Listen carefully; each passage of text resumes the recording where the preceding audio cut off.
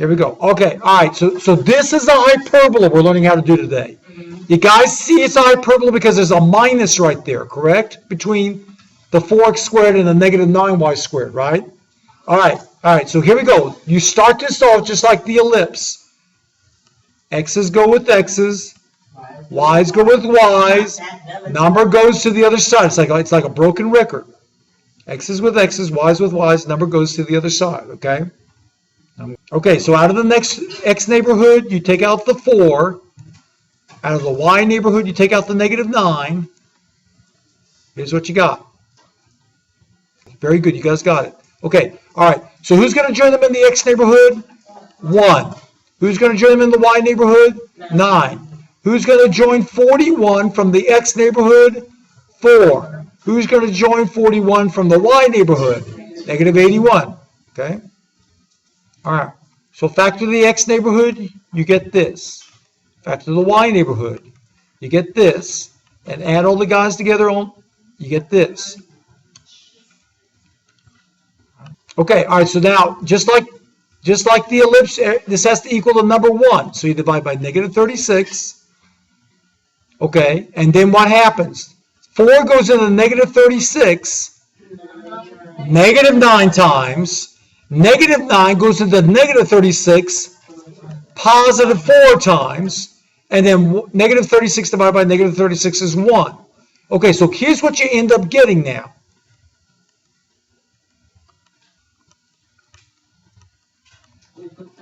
All right. Now, do you understand you got to flip the 2 around because the minus has to stay in the middle. So the first one, after you divide, has the negative on it now.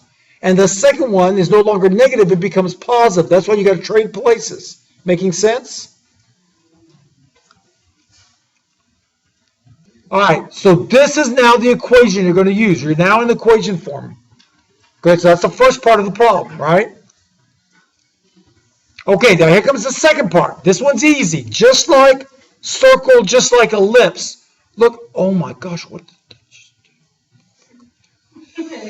I didn't know I did that. Boy, that's scary. Okay, just like what I just did, okay? Yeah. You need to look down. I knew that. Good job. Gosh, that surprised me. Okay, here we go. Back again. Okay, just like what you did with circle and ellipse. Looky here. Look at this. Look at this. Where's the center of this? All right, very good. It's negative 1, 3. Now, don't let it trick you, remember, because X is first, Y is second. Yeah, and this is all backwards, right? So it's negative 1, 3 is right. Okay, so that's what you're going to see now. The center's at negative 1, 3, right there. Okay, and then you're going to put that onto the graph, right? So here I'm putting it on the graph. There's the point, and there's the center at negative 1, 3.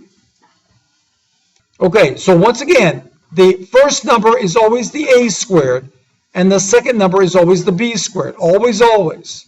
Okay, so the way you know where this opens is by which letter comes first. So if Y comes first, it opens up on the Y. If X comes first, it opens up on the X.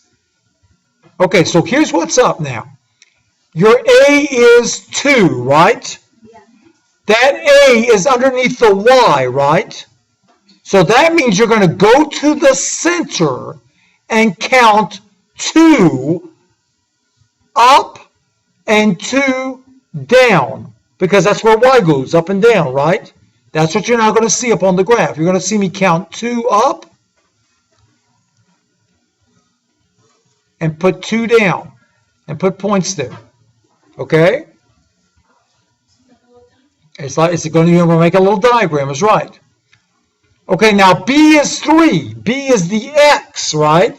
So now you're going to go to the center and count 3 to the left and 3 to the right and put points there. Okay, so that's what you're going to see. 3 to the left and 3 to the right. You're going to put points there, okay? All right, so here goes our box now. Whoop, whoop, whoop, whoop. Okay, like that.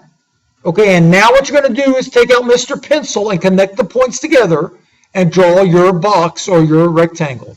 There we go. Whoop, whoop, whoop, whoop, whoop, whoop, whoop, whoop. Okay, there you go. And we got the rectangle drawn, the box. All right, so here we go. So the vertices are Very good. Right there and right there, which are what coordinate points? Negative 1, 1. Good job. Negative 1, 1. And negative 1, 5 is right. Very good. That's where your vertices are.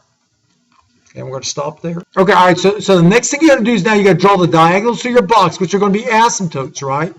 So here we go. I'm drawing my diagonals, and you guys can do this on your papers. I'm drawing diagonals. Oh, let me go backwards. Don't want to show that yet. Okay, so draw the diagonals through your box. And that tells you how wide or how skinny your hyperbola are. All right, so here we go. Now I'm going to draw the hyperbola. So here it is. It goes through, okay, the vertex like that and hugs the asymptote. And hugs the asymptote. Okay, and then here comes the other one. Hugs the asymptote and hugs the asymptote. There you go. Okay, so it's a big old whitey, right? But this equation you guys all know. The foci have a special equation, but you all know this equation. So here it is. Look at this.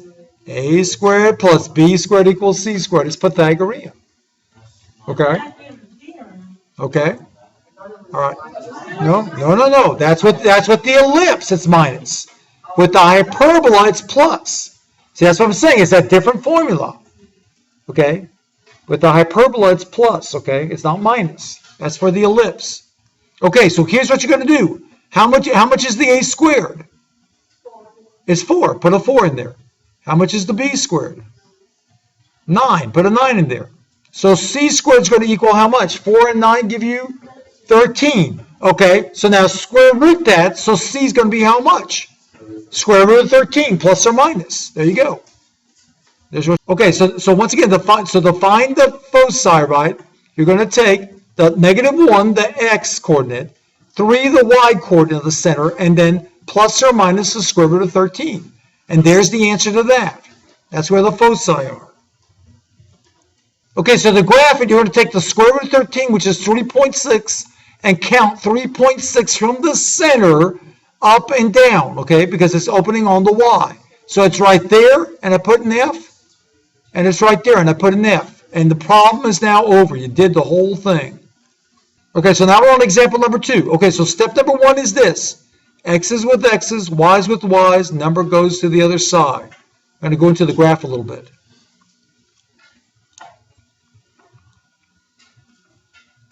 Okay, then the second step is take out the common factor. So on the X, it's the 16 you take out.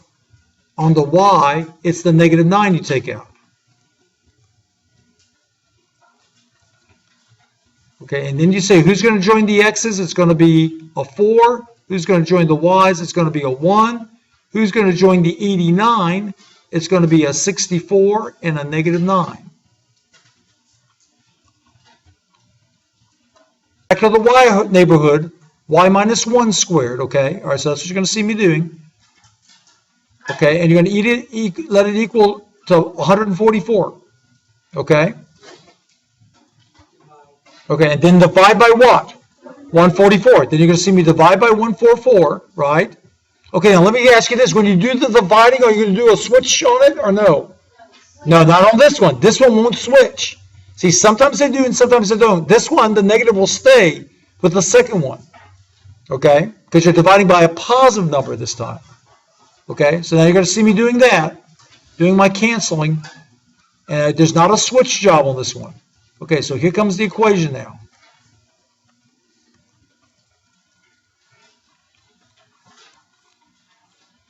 Okay, so now once we got the equation right, we got to find the center, right? And the center, as you guys can see, is negative 2, 1.